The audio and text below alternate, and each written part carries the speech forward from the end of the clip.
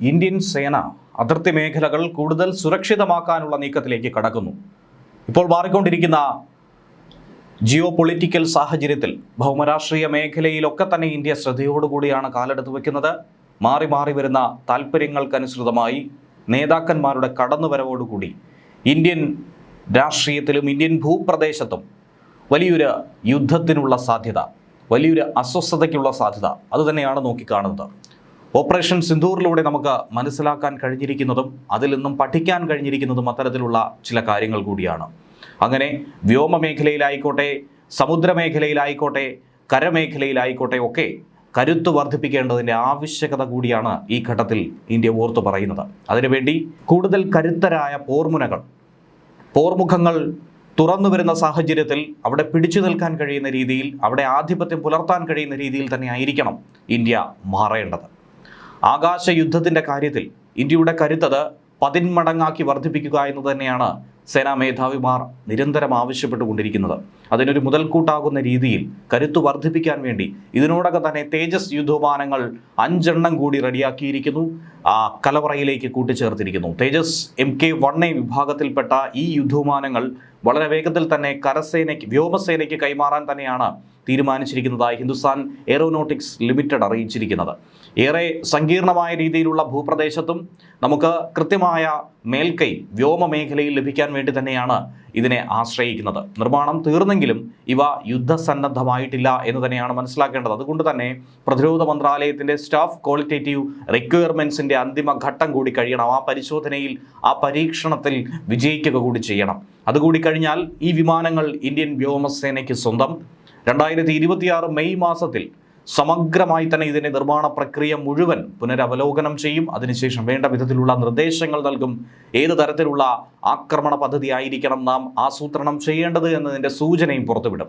തേജസ് MK-1Aയിൽ മിസൈലുകൾ ഘടിപ്പിച്ചുള്ള ആക്രമണ പരിശോധന മാത്രമല്ല, അതിനപ്പുറത്തേക്ക് അതിൻ്റെ ഗുണനിലവാരം കൂടി യുദ്ധസന്നദ്ധത ഈ അവലോകന യോഗത്തിൽ കൃത്യമായി കർശനമായി പരിശോധനാ വിധേയമാക്കി മാറ്റുമെന്നാണ് നമുക്കറിയാൻ കഴിഞ്ഞിരിക്കുന്നത്. വിവിധ വേഗതകളിലും ആകാശ വ്യതിയാനങ്ങളിലുമൊക്കെ കൃത്യമായി ഇതിന് പ്രവർത്തിക്കാൻ കഴിയുന്നുണ്ടോ, ഇതിന് മേൽക്കൈ നേടാൻ സാധിക്കുന്നുണ്ടോ, ഇലക്ട്രോണിക് വാർഫെയറും എയ്സാർ റഡാറും സംയോജിച്ച് സുഗമമായി തന്നെ ഇതിനെ പ്രവർത്തിപ്പിക്കാൻ കഴിയുന്നുണ്ടോ, ഇങ്ങനെയുള്ള നിരവധി വിഷയങ്ങൾ പഠിക്കേണ്ടതുണ്ട്, പരീക്ഷിക്കേണ്ടതായിട്ടുണ്ട്. ഇനി വളരെ പെട്ടെന്ന് തന്നെ യുദ്ധമുഖത്തൊരു ആവശ്യമുണ്ടായാൽ അതിന് സജ്ജമാണോ ഈ വിമാനം?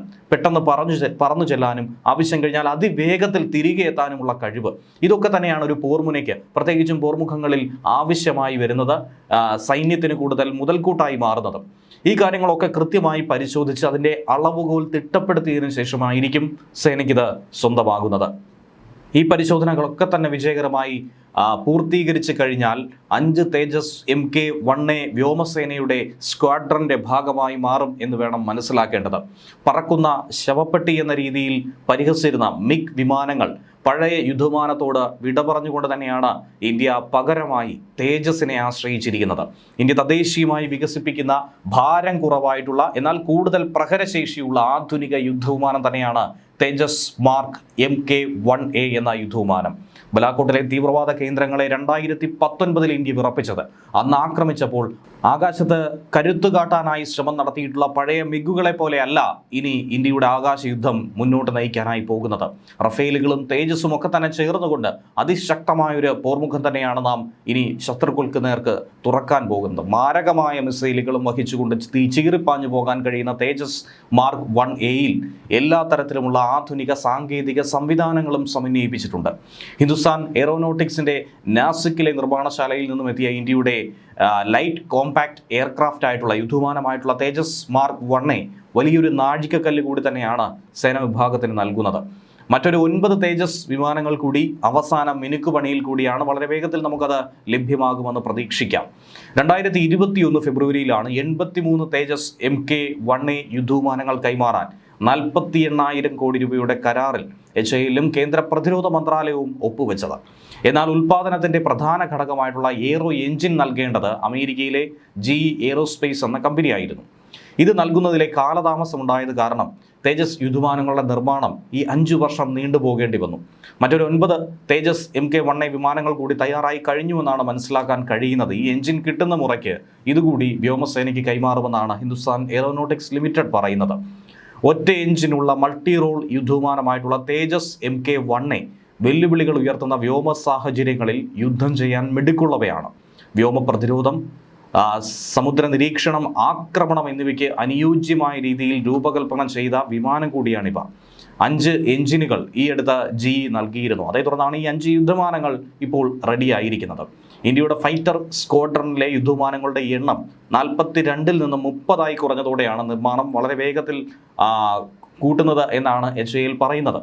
ഇന്ത്യയുടെ ആകാശ യുദ്ധത്തിൽ എടുത്തു പറയേണ്ട കഴുകന്മാർ കൂടിയാണ് ഈ യുദ്ധവിമാനങ്ങൾ. അതിൽ നമുക്ക് എടുത്തു പറയേണ്ട ഒന്നിലധികം ആളുകളുണ്ട്. ഇനി പോർമുഖത്ത് വ്യോമമേഖലയിൽ കാണപ്പെടുന്നത് തേജസിനെ കൂടാതെ ഫ്രാൻസിൽ നിന്നും ഇന്ത്യ വാങ്ങിയിട്ടുള്ള റഫേൽ, മിറാഷ് 2000, സുഖോയ്, ജാഗ്വാർ എന്നിവയാണ്. ഇപ്പോൾ ആകാശ യുദ്ധത്തിലെ പ്രധാനപ്പെട്ട പോരാളികളും ഇവർ തന്നെയാണ്. പഴയ തലമുറയിലെ യുദ്ധവിമാനമായിട്ടുള്ള MiG-21 പൂർണ്ണമായും ഇന്ത്യൻ വ്യോമസേന വിട പറഞ്ഞു കഴിഞ്ഞു. പകരം തദ്ദേശീയമായി വികസിപ്പിച്ചെടുത്ത തേജസിനെ ആശ്രയിക്കുന്നു. 38 മുതൽ 40 വരെ തേജസ് യുദ്ധവിമാനങ്ങൾ ഇന്ത്യയുടെ കൈവശമുണ്ട്. ഈ സംഘത്തിലേക്കാണ് പുതിയ പരിഷ്കരിച്ച പതിപ്പുകൾ കൂടി എത്തിച്ചേരുന്നത്. 36ഓളം റഫേൽ യുദ്ധവിമാനങ്ങൾ ഇന്ത്യൻ വ്യോമസേനയ്ക്കുണ്ട്. ഫ്രഞ്ച് കമ്പനിയായിട്ടുള്ള റഫേൽ നിർമ്മിച്ച ഡസോൾട്ട് ഏവിയേഷൻ പണ്ട് നിർമ്മിച്ച മിറാഷ് 2000 എന്ന യുദ്ധവിമാനം 45 മുതൽ 50 വരെ നമ്മുടെ കൈവശമുണ്ട്. ഫ്രാൻസിൽ നിന്നും പഴയ മിറാഷ് 2000 ഇപ്പോഴും ഇന്ത്യ വാങ്ങുന്നുണ്ട്. ഇന്ത്യയുടെ കൈവശമുള്ള മിറാഷ് 2000-ന്റെ സ്പെയർ പാർട്സുകൾ കിട്ടാൻ വേണ്ടിയിട്ടാണ് ഇങ്ങനെ ഒരു നീക്കം നടത്തുന്നത്. ഏറ്റവും ഒടുവിലത്തെ കണക്കനുസരിച്ച് ഇന്ത്യയുടെ കൈവശം 259 മുതൽ 260 വരെയാണ് സുഖോയ് 30 MK-1 യുദ്ധവിമാനങ്ങളുള്ളത്. 115 മുതൽ 200ഓളം ജാഗ്വാർ യുദ്ധവിമാനങ്ങളും ഇന്ത്യയുടെ കൈവശമുണ്ട്. ഇതൊക്കെ ശത്രു രാജ്യങ്ങളുടെ ഉള്ളിലേക്ക് പാഞ്ഞെത്തി ആക്രമിക്കാൻ കഴിയുന്ന രീതിയിൽ തന്നെയാണ് വിഭാവനം ചെയ്തിരിക്കുന്നതും ഇതിൻ്റെ ആക്രമണ രീതിയും. ഇപ്പോൾ 38 മുതൽ 40 വരെ തേജസ് യുദ്ധവിമാനങ്ങൾ ഇന്ത്യയുടെ കൈവശമുള്ളതിലേക്ക് കൂടുതൽ പരിഷ്കരിച്ച പതിപ്പായിട്ടുള്ള പുതിയ തേജസ് MK-1 കൂടി എത്തുന്നു. ഇന്ത്യ തദ്ദേശീയമായി നിർമ്മിച്ച ഒറ്റ എഞ്ചിനുള്ള ലൈറ്റ് കോമ്പാക്ട് എയർക്രാഫ്റ്റ് വിഭാഗത്തിൽപ്പെട്ട യുദ്ധവിമാനത്തെ ഇന്ത്യയുടെ അഭിമാനമായി തന്നെയാണ് അവതരിപ്പിക്കുന്നത്. HAL-ഉം എയറോനോട്ടിക്കൽ ഡെവലപ്മെന്റ് ഏജൻസിയും സംയുക്തമായിട്ടാണ് വ്യോമസേനയ്ക്ക് വേണ്ടി ഈ തേജസ് വിമാനത്തെ വികസിപ്പിച്ചെടുത്തത്. 2003-ലാണ് ആദ്യ തേജസ് വിമാനം പറന്നുയർന്നത്. ഇതേ വർഷം തന്നെയാണ് വിമാനത്തിന് തേജസ് എന്ന പേര് കൊടുത്തതും. ഡെർബി മിസൈൽ ഘടിപ്പിച്ച തേജസ് വിമാനത്തിന്റെ സ്ക്വാഡ്രൺ ആരെയും ഭയപ്പെടുത്തുന്നതാണ്. ശബ്ദത്തേക്കാൾ 4 മടങ്ങ് വേഗത്തിൽ കുതിക്കുന്ന ഇസ്രയേൽ നിർമ്മിത മിസൈലാണ് ഡെർബി. ദൂരപരിധി എന്ന് പറയുന്നത് 50 കിലോമീറ്ററാണ്. 118 കിലോഗ്രാം ഭാരമുള്ള മിസൈലിന് 23 കിലോ പോർമുന വഹിക്കാനുള്ള ശേഷി കൂടിയുണ്ട്. തൊടുത്ത ശേഷം ദിശ നിയന്ത്രിച്ച് ലക്ഷ്യസ്ഥാനത്തെത്താൻ കഴിയും വിധത്തിലുള്ള റഡാർ സംവിധാനം കൂടി സജ്ജമാക്കിയ മിസൈലിനെ ഏത് കാലാവസ്ഥയിലും ഏത് ഭൂപ്രദേശത്തും നമുക്ക് ഉപയോഗിക്കാനായി കഴിയും.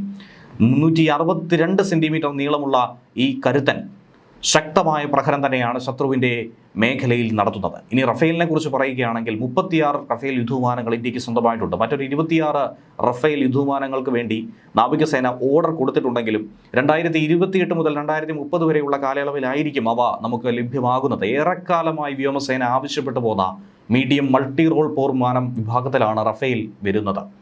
ഫ്രാൻസിലെ ദസോൾട്ട് ഏവിയേഷൻ കമ്പനിയാണ് റഫേലിനെ വികസിപ്പിക്കുന്നത്. 80കളിൽ ഇന്ത്യൻ വ്യോമസേനയുടെ ഭാഗമായി മാറിയ മിറാഷ് 2000 എന്ന യുദ്ധവിമാനം വികസിപ്പിച്ചതും ദസോൾട്ട് തന്നെയായിരുന്നു. ഇന്ത്യയുടെ ആണവ പോർമുനകൾ ഘടിപ്പിച്ച മിസൈലുകൾ മിറാഷാണ് വഹിക്കുന്നത്. 1999-ലെ കാർഗിൽ യുദ്ധത്തിൽ ഇന്ത്യയുടെ ആക്രമണങ്ങളുടെ കുന്തമന കൂടി മിറാഷ് ആയിരുന്നു.